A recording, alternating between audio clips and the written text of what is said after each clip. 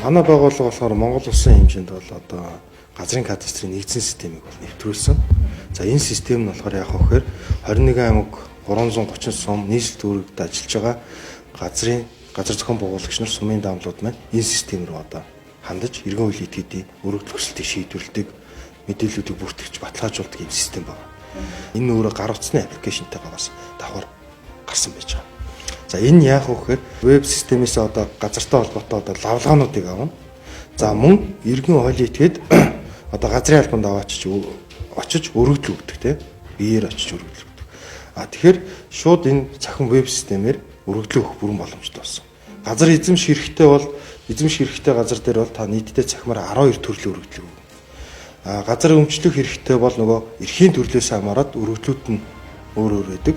5 төрлгээд нийтдээ газрын албанд биеэр очиж өгдөг 17 төрлийн өргөдлийг цахим веб системээр шууд газрын албанд өгөх бүрэн боломжтой болсон байж байна. Баянзүрх дүүргийн газар зохион байгуулалтын алба ер нь Баянзүрх дүүрэг өөрөө 470 орчим мянган тийм ээ нөгөө бүртгэлтэй төрөөшин суудаг хүмүүс нэрэд юм байна гэсэн тоо. За энэ иргэдээс ер нь байнгын манай газрын албаар орж үйлчлүүлдэг нэг 100 гаруй мянган иргэн байгаа. Тэгээс олоод өчнөө цаг хүлээж байна. Зарим нэг хүн болго бүгдөө өдрөө очирлоод юм өгч чадахгүй тохиолдод гарна. Очирлж ороо нэг өгөхөд материалын дутуу. Тэрийг одоо хараад ойд нь тий ойч нөгөө ялж авах тэр хүнд харьцаж байгаа учраас тэр хүний дараа л очихоос асуухаас аргагүй болчихж байгаа.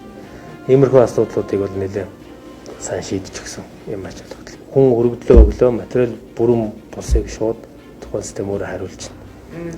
За бүрдчингүүд авал тухайн 24 цагта манай мэрэгчлэн дээр очив. За хуулийн хугацаанд 14 хоногтой бид судлах хэрэгтэй байгаа. Газар дээр нь болоод бичиг баримтын төвшин судлах хэрэгтэй. За энэний дараа 14 хоногийн дараа судлаад бэлэн болцсон юм дээр захирамж руу орно. За захирамж руу ороод захирамжнаас бас 7 хоногийн дотор гарч ирнэ. За ингээд захирамж гарахаар бид бас нэг шинэ үйлчлэг нэмж байгаа.